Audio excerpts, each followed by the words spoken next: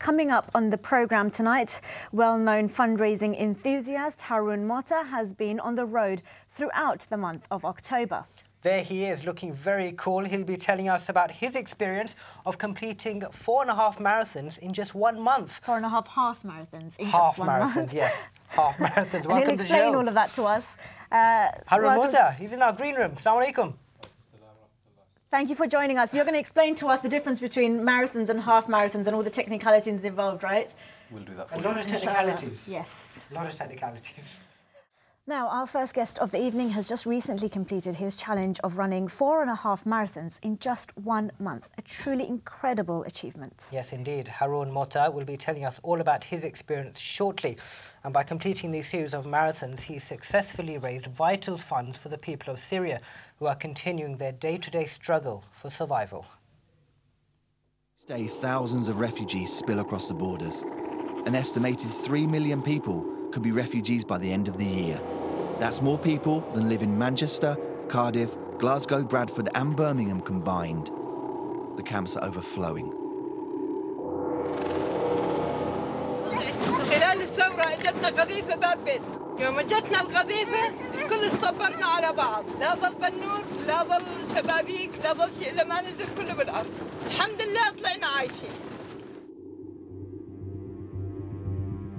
People are living wherever they can. They've lost their homes, their livelihoods, their dignity, their children, their lives, their limbs. This is Bilal. His brother was shot dead between the eyes by a sniper. He was shot in the arm and was lucky to escape with his son. Even the nurse had a terrifying experience. She was kidnapped, imprisoned and tortured. During her ordeal, her hands were burnt with gas flames. Time is running out for the people of Syria.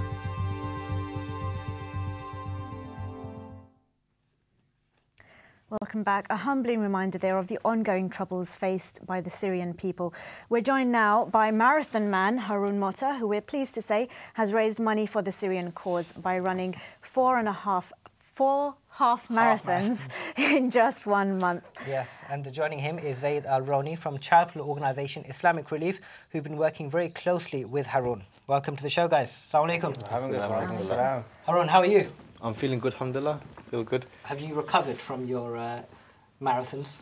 My legs feel okay, alhamdulillah. They do say that it takes a while for the total recovery, but alhamdulillah, I'm feeling good today. We had to walk a lot up and down a lot of stairs whilst on the tube here earlier on, but alhamdulillah, I'm feeling good. Yeah, and Zaid, also welcome again to Living the Life. Now, Islamic Relief have been quite instrumental with Haroon's progress. You're known for doing a number of challenges. We'll come on to that in just a moment. Haroon, let's reflect for a moment on the video we just saw there from Islamic Relief about Syria. And of course, all these marathons that you've been doing has been for the Syrian cause. So, as you say, the video itself just expresses how desperate these people are, and the work Islamic Relief is doing on the ground is meeting the needs of these people.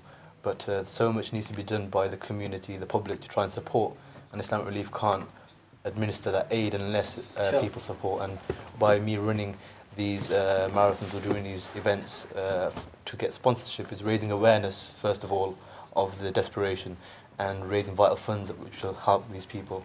That's incredible awareness, because to do 4 half marathons in just 21 days, that's 3 weeks, isn't it? That's quite incredible. Zaid, you guys must be really proud of Haroon. I'm proud of him, for definite. The man's a legend, mashallah. And it's not the first thing he's ever done for Islamic Relief. He's been up mountains, jumped out of aeroplanes. You know, normally people ask you, what can I do? What can I do? I don't want to just donate. What can I do? This guy says, listen, not what can I do? This is what I'm going to do. Yeah. 1, 2, 3, 4. You're like, whoa, he's a tiger, but he does it, mashallah. And what kind of response have you had from the rest of your colleagues? I know everyone's just pure jealous. Like, they've been all following his progress. Machine. He's a machine. We can't keep up. It makes us all look really weak. We've named him Marathon Man here. Marathon Man's too weak. He's Iron Man or something really. I like it. Yeah. Iron Man. Iron Man's very weak, and he's a machine, mashallah. Living legend, really. I mean, like I said, a lot of people are asking, give me something to do. And he came out with that. He says, listen, this is what I'm going to do for you. 1, 2, 3. Have you done Everest, Peru, the marathons? Everest? Yeah. The guy's kind of... Very that good. was our first challenge. The 4 half marathons aren't that big a deal then, if you've already climbed Everest? Well, I trekked to my Everest base camp, that was about 5 years ago, and that was the first ever trek I did. alhamdulillah, Zaid So you're was the one quite who- fit. It's not like you had to do a lot of work to get yourself ready for this. Is that? I think we say keeping fit He's a is kickboxer. something. He's a boxer. He's a kickboxer. Ah. The first picture I ever saw of him was him knocking somebody out, and it was really weird. Like, who is this guy? And now we know who he is. Ah. I think now a lot of people know who Yeah, he is. exactly.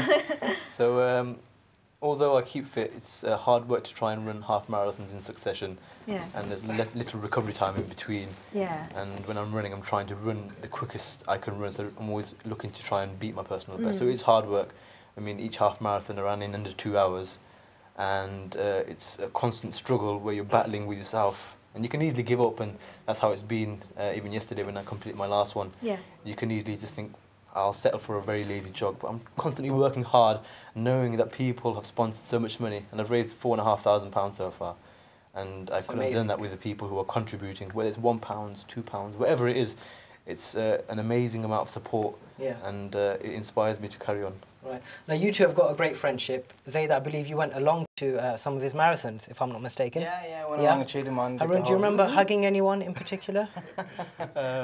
Zaid on the morning. I got the sweaty hug. I got the sweaty hug. You got a sweaty hug. Well, we've actually got that right now. Let's have a look at Haroon hugging a very special friend.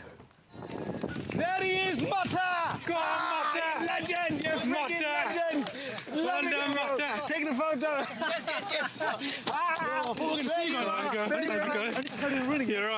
I love that! Mota! Mota! Doesn't that mean fat in some languages? Well, it does in the Urdu language, right? I think in Gujarati it's refers to something else, not quite the large Now, Haroon, size. I guess support is so important when you're doing something like this. Definitely, like I say, sometimes you feel like you want to give up. On the Saturday morning, Zaid sent me a message, and he's rallying the troops on WhatsApp saying, "Oh, let's go and watch Haroon in Leicester." And it was a very rainy day, and I thought, what's the point coming out? And you're not going to make it for the start. And he rings me just about 2 minutes before I'm about to start. He's like, "Haroon, where are you? We're parking our car." And I said, "Look, you're not going to get to see me at the start." He said, "We'll see you somewhere on the route." And I got to mile 5, 6, 7, 8. I thought, they've gone back to Birmingham, I'm not going to see them. Then at mile 9, I hear him screaming. And I thought, at that time, I was finding it quite tough. One of my other friends who spotted him, and he was like, "Come on!" But and he actually created another video for that, didn't he?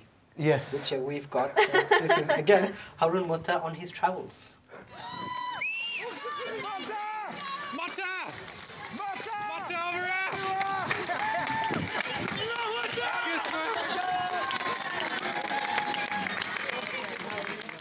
You have the chant there again, Haroon Mota. I think that's an iconic chant now, isn't it? That was at the end of the Birmingham Half Marathon. That was last weekend, and that was serious hard work. I felt like I wanted to give up. I didn't feel good. I think I had so much junk food I've eaten, the cakes and the biscuits and my mum's food, and that day I just found it so difficult to run.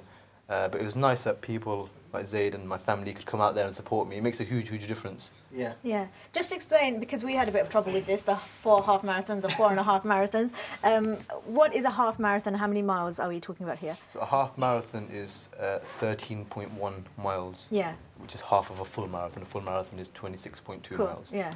So every Sunday this month, starting on the 6th of October, I ran 13.1 miles. And dare I ask, have you got anything else planned in the near future? More marathons and other mountains? I'm sure he has. Yeah, we're doing the Paris Marathon together.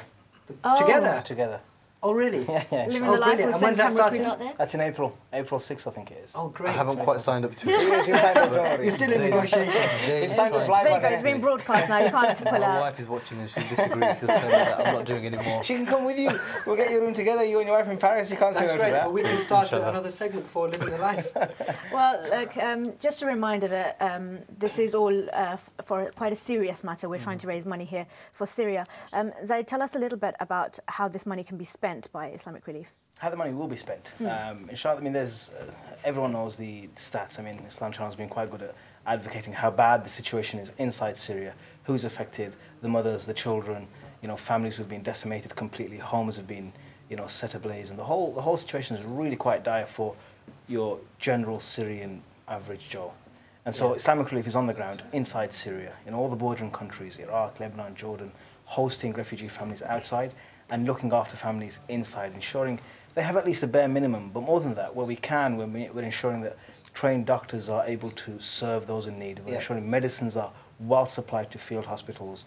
Our warehouses are constantly sending in flour, wheat and rice and Yeah. oil and these kind of basic things, shelter, beds, non-food items, hygiene kits, blankets, clothes. You know, on Eid there was a big drive to make sure that as many qurbanis as possible reached those families. And these are people who 2 years ago didn't need zakah, didn't need our support 4 years ago, 3 years ago. They were doing themselves. They themselves were probably supporting people outside. Now they're heavily dependent And on now they're aid. heavily so Well, when we just- come back, we want to ask if there's still time to donate and how we can do that. But it is time now for our first break of the evening. Yes, do stay with us. There's still a lot more to come on today's Living the Life.